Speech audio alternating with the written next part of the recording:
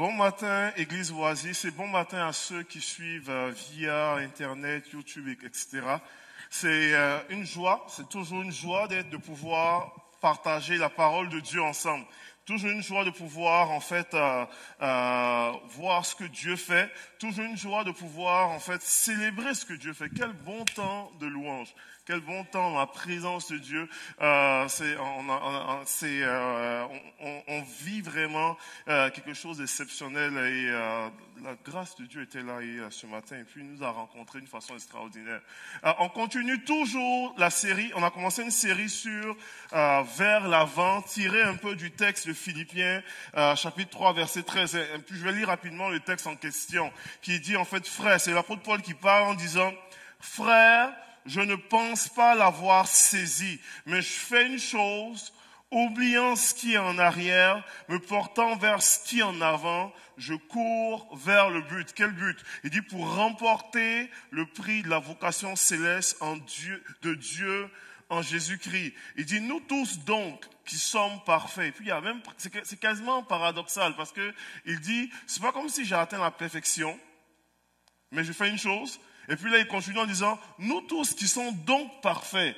Donc, en français, ça se traduit tellement mal, là, des fois. Donc, t'as l'impression qu'il dit des choses opposées, là. Mais on pourrait dire, en fait, nous tous qui sommes, le mot, puis c'est un mot qui revient souvent dans les Écritures, le mot téléos. Nous tous qui sommes donc accomplis, qui ont atteint la maturité. On peut dire ça comme ça. Et nous tous qui sommes donc parfaits, nous tous qui sommes donc accomplis, ayons donc cette même pensée.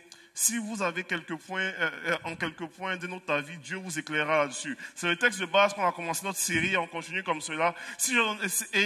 Et aujourd'hui, le texte du jour qu'on va regarder, c'est une histoire. C'est une histoire et qui amène un petit peu dans cette idée-là d'aller en avant. L'apôtre Paul, lorsqu'il parle d'aller en avant, d'aller vers l'avant, de rechercher le prix de la vocation céleste, le but n'est pas nécessairement de pouvoir atteindre une autre position. Le but, c'est de vraiment embrasser et accomplir la vocation de Dieu pour ta vie. C'est vraiment ça. Là. Pour Paul, c'est vraiment ça, aller en avant. Littéralement. Il dit, et ce n'est pas d'avoir une plus grosse église, c'est pas d'avoir un meilleur job, plus d'argent, plus de voitures, et puis, non. C'est vraiment beaucoup plus de pouvoir saisir encore plus la raison, la vocation céleste de Dieu pour ta vie. Il dit, ça là, c'est ça, aller en avant. Vous comprenez un petit peu? Il dit, ça, c'est ça réellement aller en avant. Il dit, tout ce que nous poursuivons dans notre vie, on peut poursuivre des choses, mais c'est pas ça aller en avant. En fait, l'apôtre Paul, quand il parle de ce texte-là, on parle en Philippiens, il dit cela, puis Paul a déjà pas mal d'années de ministère sous la cravate, pas mal d'églises déjà bâties, pas mal de choses déjà choses. Et puis il dit, j'oublie tout ça. Et puis quand il écrit ça, il est dans une prison. En temps normal, il n'est pas bien en train d'avancer en avant là. Il est paralysé littéralement. Physiquement, il est limité dans ses accès. Puis là, il dit, pendant qu'il est en prison, il dit, je fais une chose, j'oublie tous mes gros accomplissements passés, et puis je cours, je me pousse vers l'avant, en prison. Il dit, je cours vers le but, en prison. Comprenez-vous un petit peu? Il dit, j'avance en prison. Donc, permettez-moi de vous suggérer que avancer n'est pas accumuler, mais plutôt saisir ce que Dieu veut pour vous. Comprenez-vous un petit peu? On continue toujours. Donc, le texte que je vais vraiment, en fait, lire aujourd'hui, et puis j'ai fait une petite parenthèse sur le texte de l'apôtre Paul, mais le texte que je vais lire se trouve dans Actes des Apôtres. Ce texte du jour, Actes chapitre 8, c'est un beau texte, c'est un beau récit qui se passe dans l'église primitive, tout ça. Et je vais lire la portion, mais il faut que je vous explique un peu le contexte. On va lire à partir du verset 26 à 40, et je vais sauter quelques portions, mais je vais vous lire le contexte, et je vais vous expliquer le contexte après. La Bible déclare, c'est un texte cadré, la Bible déclare ceci, on dit, un ange du Seigneur s'adressa à Philippe. Philippe est un des diacres dans l'église de Jérusalem. Lorsque la Bible parle, à un moment donné, il y a des problèmes dans l'église de Jérusalem, tout ça. Il y avait des veuves d'origine grecque et des veuves juives. Il y avait des chicanes. Ils ont établi le ministère des diacres. Et parmi les 7 diacres qu'ils ont choisis pour coordonner le partage de nourriture, tout ça, il y avait un homme qui s'appelait Philippe. Et Philippe, normalement, Philippe, lui, il sert à Jérusalem. À un moment donné, il y a une persécution qui prend place et il fuit Jérusalem et il se ramasse normalement dans une ville appelée Samarie. Et l'ange du Seigneur s'adresse à Philippe en disant, lève-toi, va en direction du sud, sur le chemin qui descend de Jérusalem à Gaza, celui qui est désert. Il se leva et partit. Or, un eunuque éthiopien, haut fonctionnaire de Candace, la reine d'Éthiopie, et administrateur de tous ses trésors, était venu à Jérusalem pour adorer. Il repartait assis sur son char et lisait le prophète Ésaïe. L'Esprit dit à Philippe, avance et approche-toi de ce char. Philippe accourut et entendit l'Éthiopien lire le prophète Ésaïe et il lui dit, comprends-tu ce que tu lis? On va lire à partir du verset 36. Il dit, comme ils continuaient le chemin, ils arrivaient à un point d'eau. L'eunuque dit, voici de l'eau. Qu'est-ce qui empêche que je sois baptisé? Philippe lui répondit, si tu crois de tout ton cœur, cela est possible. L'eunuque répondit, je crois que Jésus-Christ est le Fils de Dieu. Il fit arrêter le char. Philippe et l'eunuque descendirent tous les deux dans l'eau et Philippe baptisa l'eunuque. Quand il sortit de l'eau, l'Esprit du Seigneur enleva Philippe et l'eunuque et il ne le vit plus. Il poursuivit sa route tout joyeux. Philippe se retrouva dans Azote, puis il alla jusqu'à Césarée en évangélisant toutes les villes par lesquelles il passait. Quel récit incroyable. Ça, c'est un récit qui, pour moi, c'est un des gros récits dans les Écritures au niveau des Actes des Apôtres. Mais pour pouvoir comprendre le récit, Philippe, lorsque la persécution prend place à Jérusalem, Philippe s'enfuit dans la ville de Samarie. Et si vous lisez dans Actes chapitre 8, un peu plus haut, lorsque on parle de ça, on dit Philippe descendit dans la ville de Samarie et il prêcha le Christ. Les foules tout entières étaient attentives à ce que disait Philippe. Lorsqu'elles apprirent et virent les signes miraculeux qu'il accomplissait, en effet, des esprits impurs sortaient de beaucoup de démoniaques en poussant de grands cris et beaucoup de paralysés, de boiteux étaient guéris. Et il y avait une grande joie dans cette ville. Donc, quand l'ange du Seigneur appelle Philippe, Philippe est dans un contexte extrêmement florissant du ministère. Et dans un contexte où ça va bien les affaires, où est-ce qu'il y a des foules qui viennent assister à ces croisades, où est-ce qu'il y a des gens qui sont guéris, où est-ce qu'il y a toutes sortes de choses qui prennent place, où est-ce qu'il y a les miracles qui prennent place, où est-ce que les choses vont super bien. Et là, l'ange du Seigneur donne un ordre à Philippe à ce moment-là. Et quand on voit cela, c'est assez particulier parce que l'ange du Seigneur donne un ordre à Philippe pour passer à une autre étape, pour avancer. Et c'est comme si l'ange du Seigneur est en train de dire à Philippe, Philippe, c'est bien ce qui prend place à Samarie, mais ce n'est pas fini. Ce n'est pas fini. Et c'est le titre un peu de mon message. Ce n'est pas fini. Il y a d'autres choses encore. Tu dois avancer, tu dois progresser, tu dois continuer à avancer. Si je veux partager les différents éléments qui ressortent de ce récit-là, j'aimerais vous partager en fait 3 éléments. J'aime les chiffres 3, hein. 3 éléments. Et j'aime les acrostiches aussi. Ça est pas mal, mais les 2 choses que j'aimerais vous partager de l'appel qui propulse vers l'avant. J'aimerais vous parler un petit peu ce matin de l'attention qui propulse vers l'avant et l'autorité qui propulse vers l'avant. Et ma prière que Dieu vous propulse vers l'avant ce matin. Il y a des choses qui montent dans votre cœur, qui vous propulsent, qui vous amènent à vous propulser vers l'avant. Il y a un appel qui propulse vers l'avant. Lorsque l'ange du Seigneur appelle Philippe en faisant comprendre à Philippe en disant, lève-toi, va en direction du sud, sur le chemin de Jérusalem à Gaza. Et il précise, il dit, celui qui est désert. Ça, c'est l'appel. Il y a des foules qui sont là, il y a des miracles qui prennent place, il y a toutes sortes de choses qui sont là. Le ministère est super florissant. La Bible dit même, et prend le temps de dire, il y a une grande joie dans la ville. Puis l'ange du Seigneur te dit, ok, je t'appelle en avant, je t'appelle à aller plus loin. Va vers un chemin de Jérusalem à Gaza, celui qui est désert. Tu dis, mais voyons non, il me semble que il y a la crowd ici, il y a les milliers ici, c'est là où ça se passe. L'enjeu est ici. Mais il y a un appel de propulser vers l'avant.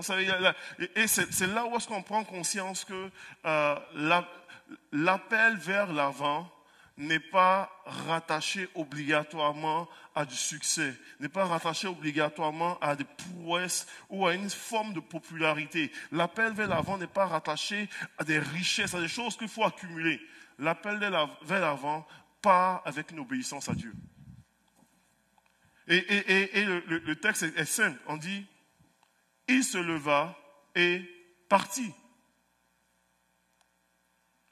Comprends pas trop. C'est presque illogique là. C'est presque illogique de laisser des foules qui ont soif de Dieu, qui vivent des miracles, et puis de te ramasser dans un coin qui est complètement désert. C'est illogique. C'est complètement illogique. Et puis, c'est tellement illogique que ça prend un ange pour lui dire de faire ça. Parce que sinon, si c'était juste ses pensées, il aurait dit, oh, ça c'est diabolique, ça, il veut probablement, il veut m'amener dans un coin là, pour me faire perdre mon temps et puis me perdre mon ministère.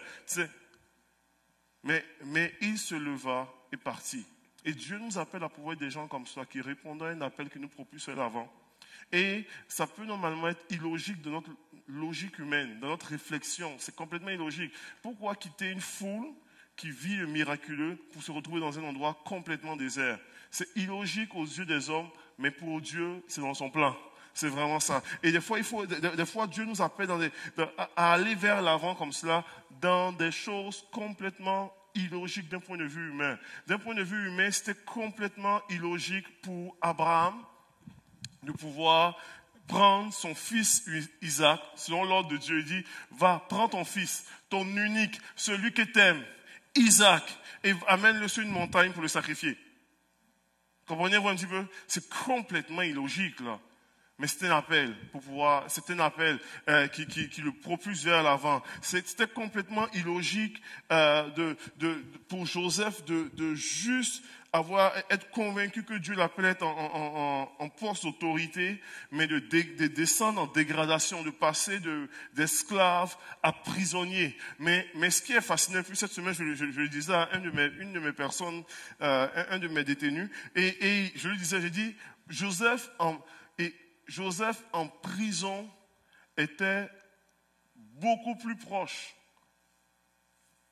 de l'appel de Dieu, beaucoup plus proche de sa position d'élévation, beaucoup plus proche du palais. Il n'a jamais été aussi proche du palais qu'en étant en prison. Comprenez-vous un petit peu? Et des fois, normalement, dans l'appel de Dieu, dans la direction de Dieu, dans l'appel qui te propulse vers l'avant, tu n'as jamais été plus proche de Dieu que dans le moment où est-ce que ça semble loin. Où est-ce que ça semble bizarre. Tu n'as jamais été plus proche de la volonté de Dieu que dans le chemin désert. Tu n'as jamais été plus proche de l'orientation de Dieu que dans la situation qui semble complètement illogique d'un point de vue humain. Et comment vous savez, il y a quelqu'un qui disait ça, il disait, je me souviens pas exactement de l'auteur, mais la citation disait normalement que, en fait, le matin, quand on pense au matin, on pense normalement au matin où il fait beau, soleil, on dit, il y a eu un soir, il y a eu un matin, mais il dit le matin commence à minuit 1. Comprenez-vous un petit peu? Alors qu'il fait super noir, alors qu'il n'y a rien de... Mais le matin a commencé.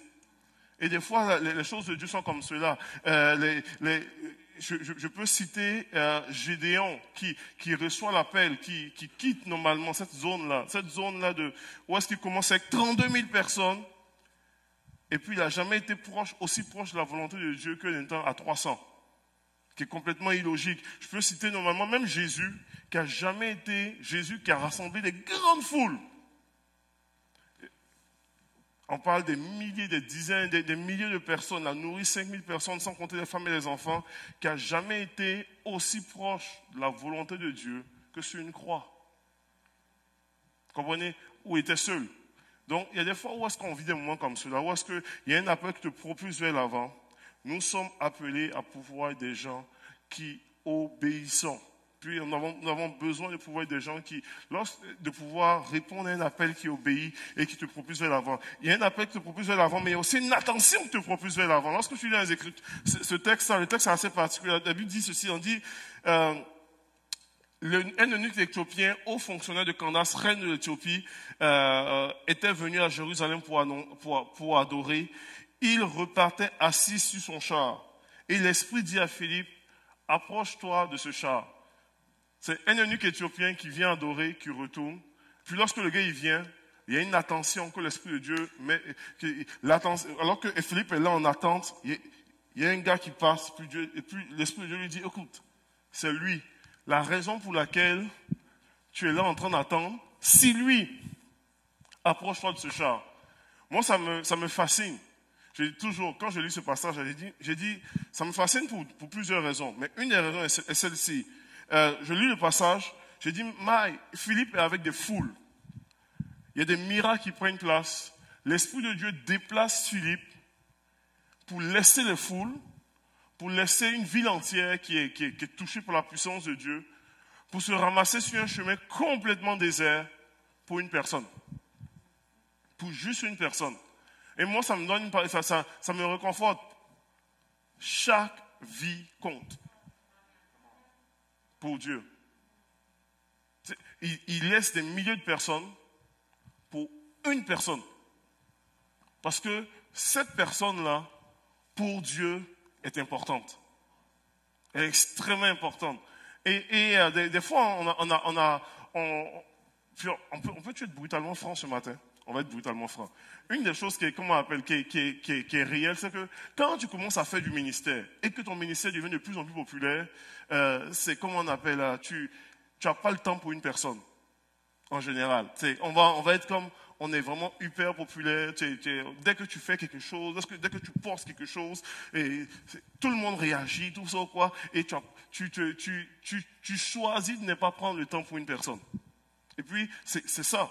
Et mais quand tu regardes dans les Écritures, quand tu regardes dans la parole de Dieu, tu vas voir que même les gros ministères des Écritures ont toujours eu cette facette-là où est-ce qu'ils rassemblent des foules, mais ils sont là pour une personne, où l'Esprit de Dieu les amène pour une personne en tant que tel. Tu prends même Jésus qui a rassemblé les foules, des grandes foules, s'est retrouvé à laver les pieds de ses disciples. Et puis à se retrouver juste en cocon. Vous comprenez un petit peu? Donc il y a cette facette-là du ministère que des fois nous perdons de vue. Nous avons tendance à oublier. Et cette dynamique-là où est-ce que nous avons besoin de pouvoir réaliser, prendre conscience, de reconnaître la priorité de l'Esprit. Parce que Philippe aurait pu choisir de rester à Samarie, à continuer à faire l'œuvre du ministère. Et puis qui était bien en soi. Comprenez-vous un peu? Il y a du monde qui l'écoute. Il y a des foules qui le suivent. Il y a une ville qui est acquise pour sa cause. Ça aurait été beau aux yeux des hommes, mais il aurait perdu de vue la priorité de l'esprit. Comprenez-vous un peu? Il aurait complètement perdu la priorité de l'esprit. Et tellement de fois, puis je vous parle pour moi-même, ok? Je ne suis pas en train de tirer à boulet rouge sur vous. Je parle pour moi-même. Tellement de fois, on fait des choses qui sont politiquement bien, qui est super intéressant, mais ce n'est pas la priorité de l'esprit. C'est juste pas la priorité. Donc, c'est bien de pouvoir, comment on appelle, faire telle chose, c'est bien de pouvoir peut-être nourrir des foules, c'est bien. Puis, mais ce n'est pas la priorité. La priorité de l'esprit à ce moment-ci de la vie de Philippe était de se ramasser sur une route déserte pour voir juste une personne. C'était juste une personne, c'était tout.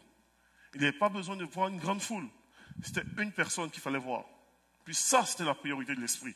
Et tellement de fois, on perd de vue ça en faisant de bonnes choses. Mais on perd la priorité. Vous savez, les bonnes choses peuvent devenir l'ennemi de la priorité de l'esprit. Comprenez-vous un petit peu? Les bonnes choses peuvent devenir l'ennemi de la priorité de l'esprit. Et il y a une attention que nous avons besoin d'avoir qui va nous propulser vers l'avant. Je sais que mon message est un message un peu... ça peut être dur à mâcher là, mais c'est bon. C'est très bon pour vous. C'est ça. Donc, posons-nous les bonnes questions. C'est ça. Posons-nous les bonnes questions. Est-ce que c'est vraiment la priorité de l'esprit de faire ce que je fais? Est-ce que c'est vraiment la priorité du Saint-Esprit d'être impliqué là où est-ce que je suis impliqué? Est-ce que c'est vraiment la priorité? Puis, en disant cela, je suis sûr que tout le staff pastoral va être, comme on appelle, va être d'accord avec moi. Je vais même aller même plus loin. Est-ce que c'est vraiment tout simplement la priorité de l'esprit d'avoir telle implication même ministérielle? Comprenez-vous un peu? Des fois, on fait les choses parce qu'il y a un besoin, il faut répondre. Puis, je ne suis pas contre ça. Mais des fois, il faut se poser la question. Est-ce vraiment la priorité de l'esprit de m'éparpiller comme je m'éparpille? De courir comme je cours? Savez-vous, je vais être honnête, je vais être brutalement franc. Il y a déjà eu dans ma propre vie des moments où, comme cela, où est-ce que j'étais en prière, d'un moment de prière et puis d'adoration. Là. Puis, l'Esprit de Dieu m'a déjà arrêté pendant un moment de prière. Il m'a dit, bon, maintenant, là, Désiré, c'est le temps de descendre. Puis, occupe-toi de tes garçons. Loue un film avec eux. Puis, passe un bon temps en famille. J'étais en prière. Comprenez-vous un petit peu? Il y a des fois où est-ce que nous avons besoin de réaliser, c'est quoi la priorité de l'esprit à ce moment-là? À ce moment-là. C'est quoi la priorité que Dieu nous amène à faire? Il y a des choses comme cela. Où est-ce que nous avons besoin de prendre conscience? Et c'est ce que Philippe a pris conscience, a réalisé pour dire, ok, c'est bien Samarie, c'est bien le ministère florissant, c'est bien les foules, c'est bien tout le glamour, c'est bien la popularité, c'est bien... Et puis, ce qui est particulier, c'est que pour Philippe, là, il n'y avait aucun avantage de rencontrer l'eunuque éthiopien. Il s'en retourna chez eux. Il ne va pas être membre de son église. Il ne va pas donner sa dîme à son église. Il retourne chez lui. Là. Il n'y a aucun avantage à le rencontrer, à l'amener au Seigneur, puis s'en va. Il n'y a aucune retombée dans la vie de Philippe. Là. Mais c'était la priorité de l'esprit. Comprenez-vous un petit peu? Et des fois, normalement, on doit s'arrêter comme ça dans nos vies pour dire, Seigneur, indépendamment de ce que je peux avoir. Il n'y avait pas le réseau social pour dire, ok, je vais faire comme une espèce de FaceTime pour montrer, pour dire, ok, au moins, même si il retourne chez lui, au moins mes followers vont voir que j'ai amené une âme au Seigneur, tu sais, puis j'ai fait un baptême, tu sais. Il n'y avait pas ça. Il n'y avait aucune retombée. Tu es seul avec toi-même. Puis, après, c'est fini. Puis, bon, le gars en question, on sait très bien que c'était l'administrateur du trésor de la reine, tout ça ou quoi. Mais pire que ça, regardez un petit peu. Il finit à peine le baptême, l'Esprit de Dieu l'enlève. Il n'a même pas l'occasion même de pouvoir profiter du contact d'Éthiopie pour dire que plus tard, je vais peut-être aller passer les vacances en touriste en Éthiopie pour visiter. L'Esprit de Dieu l'a déjà enlevé. C'est fini. La job est terminée. C'est drôle, là, mais c'est ça. Aucun avantage quelconque. Mais c'était la priorité, l'esprit. Et moi, ma prière, là, c'est que, Seigneur, on veut être disponible comme cela pour, pas ma priorité à moi. Tu sais, on vit dans une société où est-ce qu'on met beaucoup d'emphase sur est-ce que tu es bien dans ça? Est-ce que toi, tu veux ça? Est-ce que c'est vraiment ce que toi, ton cœur désire? Est-ce que, Seigneur, je veux focaliser non pas sur ce qui me plaît, mais je veux focaliser sur ta priorité.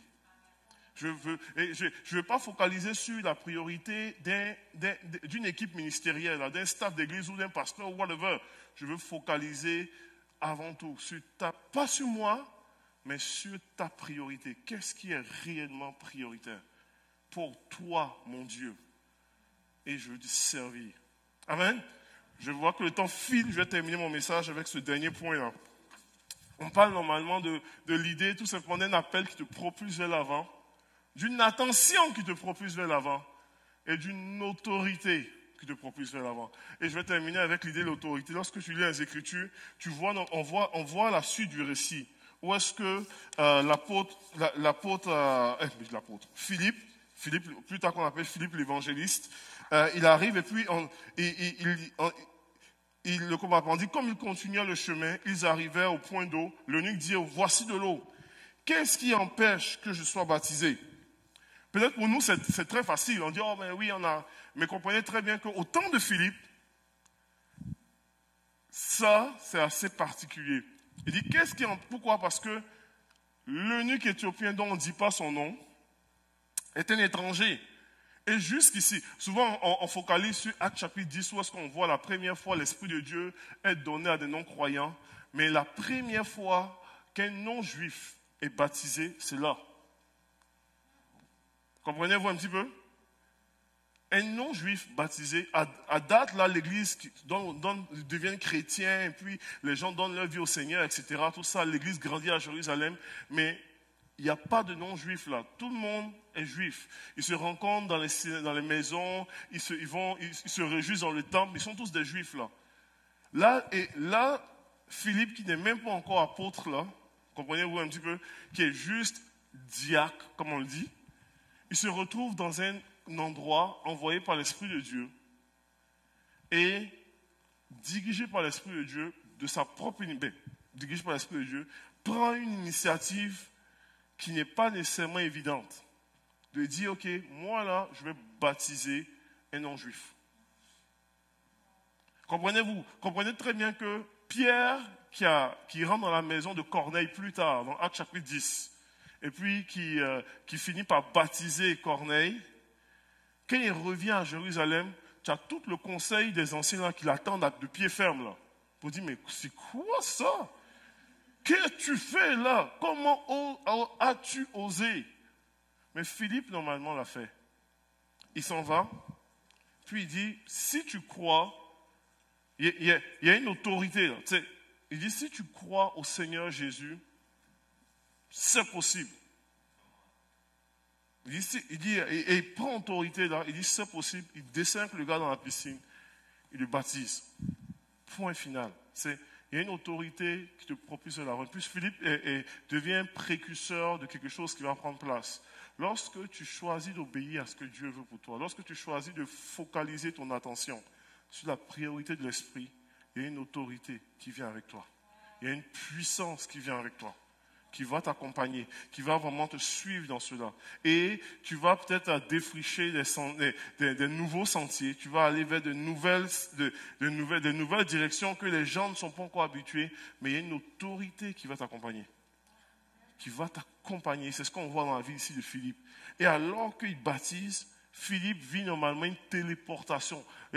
Une des seules téléportations de la Bible. Il est téléporté 50 km plus loin. C'est malade là. Moi, je ne sais pas pour vous là, mais moi, j'aimerais ça vivre ça. Là, j'aimerais ça être téléporté plus loin que Philippe là en Côte d'Ivoire. Mais j'aimerais être mais c'est super énorme. Comprenez-vous? Il vit une téléportation de l'Esprit de Dieu. Il l'amène dans une autre place, puis il doit continuer à pouvoir évangéliser, puis il évangélise jusqu'à Césarée. Il le ramène. C'est intéressant de voir que l'Esprit de Dieu ne le ramène pas à Césarée, pas à Césarée. Il ne le ramène pas en Samarie, où est-ce qu'il y avait la foule, mais l'Esprit de Dieu l'amène ailleurs. Pour dire, je t'appelle à aller de l'avant, tu iras plus loin. Comprenez-vous un petit peu? Ce qui s'est passé en Samarie est super. Les foules et les guérisons, c'est super. Mais je t'appelle en avant encore. Puis ici, jusqu'ici, quand on lit ce passage-là, Philippe est reconnu comme l'un des diacres. Mais c'est de Azote jusqu'à Césarée qui font qu'on ne reconnaît plus Philippe comme diacre, mais Philippe comme évangéliste. Comprenez-vous un petit peu? Ça va? Je sais que c'est beaucoup de trucs là, mais je crois réellement. Puis je vais terminer avec ça. Mon message est très simple ce matin. Mais je crois réellement. Si on s'arrête là, je pense, alors que je prenais le message, je sentais l'Esprit de Dieu parler pour ma vie. Mais je sentais l'Esprit de Dieu me disant, puis honnêtement, je ne voulais pas prêcher ce message-là. Je voulais un autre message plus... mais en tout cas, je sentais l'Esprit de Dieu vraiment appointer comme une parole prophétique pour plusieurs d'entre vous. Pour plusieurs d'entre vous. Et je vais vous parler de façon très concrète, là, de tout mon cœur. Et prenez ce message-là comme une parole prophétique pour plusieurs. Par rapport à un appel à aller de l'avant. Par rapport à une attention, à focaliser, à reconnaître la priorité de l'Esprit dans votre vie.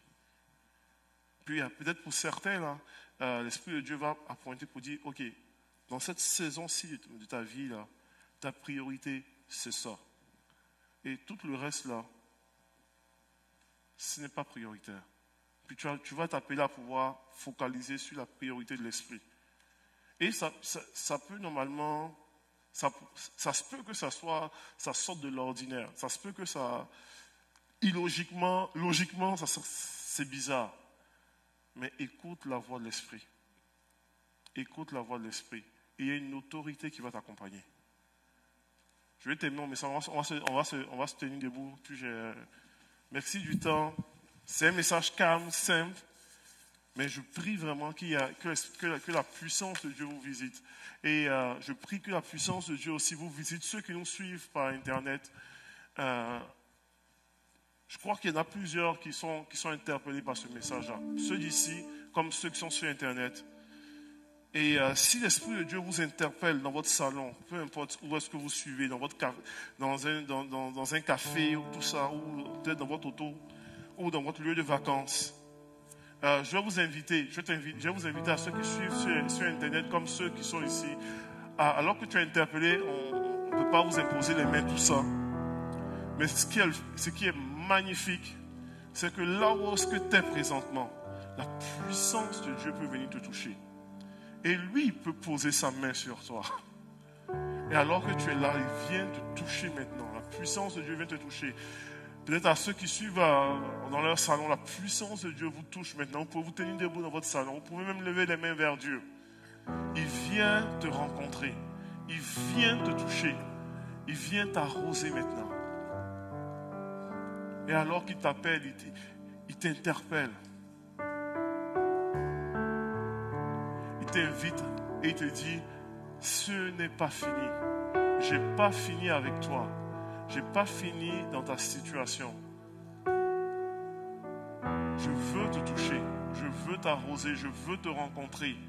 Je veux t'interpeller. Je veux te diriger. Je veux t'amener dans une nouvelle saison. Je veux t'amener de l'avant.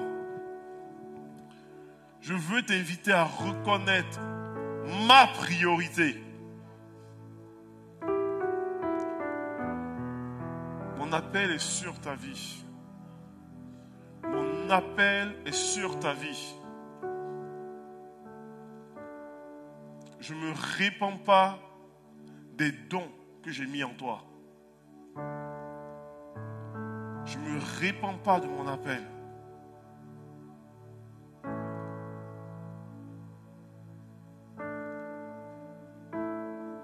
Une saison nouvelle se lève sur ta vie. Une onction fraîche est posée sur toi. Ma gloire est sur toi. Ma gloire est sur toi.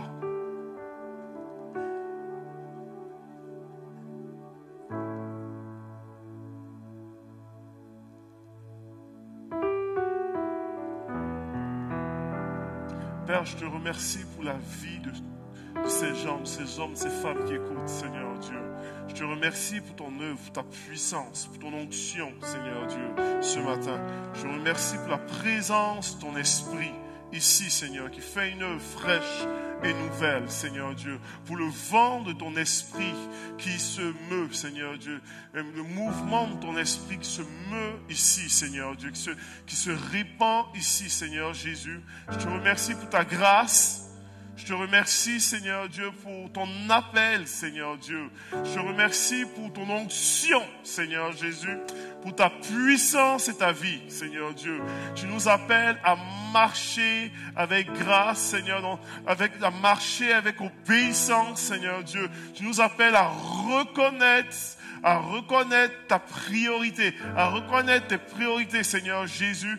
Donne-nous de marcher en obéissance à ce que tu veux, dans le nom de Jésus, indépendamment de la popularité, indépendamment du succès, indépendamment des regards des autres, de l'opinion des autres, nous voulons, Seigneur, suivre ta direction. Nous voulons suivre, Seigneur, ce que tu veux pour notre vie.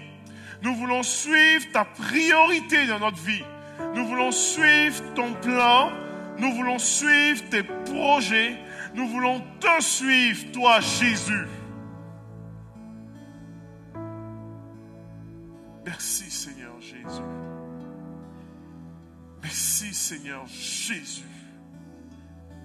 pour ta gloire qui descend, Seigneur, pour ta faveur, Seigneur Jésus. Merci pour l'autorité de ton esprit sur nos vies, qui nous amène à défricher des champs nouveaux, qui nous amène à rentrer, à marcher là où personne n'a marché, qui nous amène à conquérir ce qui n'a pas été conquis, qui nous amène à percer là où est-ce qu'il n'y avait aucune percée, qui met devant nous une porte nouvelle, qui met devant nous de nouvelles opportunités, qui met devant nous des nouvelles possibilités, qui manifeste ta gloire et ta puissance.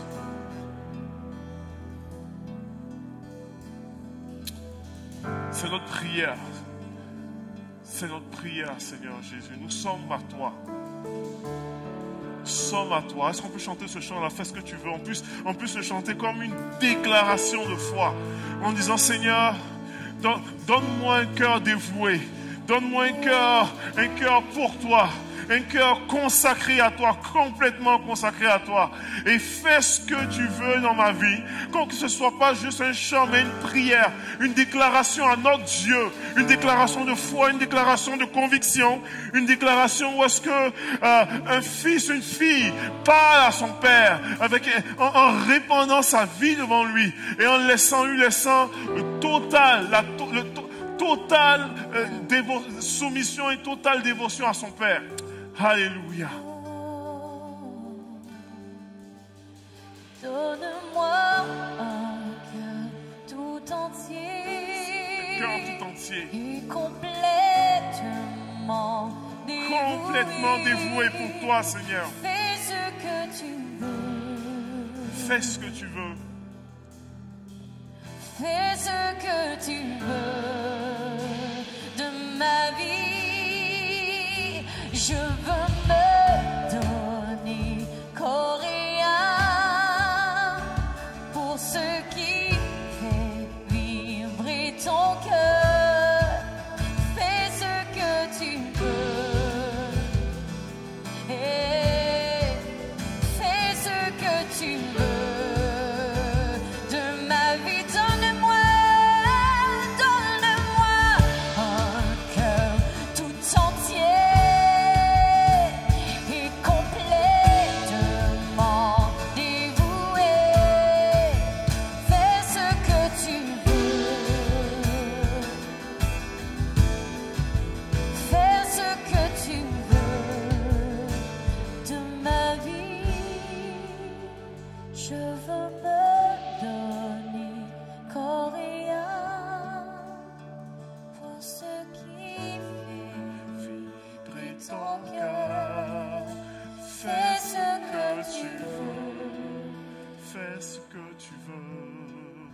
Fais ce que tu veux pour ta gloire.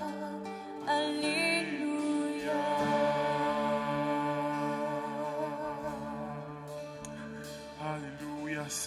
Dieu. C'est notre prière, Seigneur Dieu. Seigneur, donne-moi un cœur tout entier, complètement dévoué à toi, complètement consacré à toi, prêt à t'obéir, Seigneur Dieu, prêt à te servir, prêt à s'abandonner à toi. Donne-moi une attention sur ta priorité, sur tes projets, sur ce que tu veux, non pas ce que je veux, non pas ma volonté, mais la tienne, ô Dieu. Fais ce que tu veux. Fais ce que tu veux. Fais ce que tu veux, Seigneur. Dans ma vie, Seigneur, dans ma destinée, dans mes projets, dans les plans, fais ce que tu veux. Je veux m'abandonner à toi, Seigneur Jésus. Complètement à toi. Complètement à toi. Complètement à toi. Dans le nom de Jésus. Seigneur, je veux te remercier pour ton assemblée, pour cette semaine. Seigneur, je veux déclarer une semaine bénie dans le nom de Jésus, une semaine de grâce, de faveur, une semaine de percée, une semaine d'écoute de ton esprit, une semaine d'attention à toi, une semaine d'autorité, une semaine de réponse obéissante à l'appel de Dieu, une semaine de foi au nom de Jésus. Amen, amen et amen. Alléluia.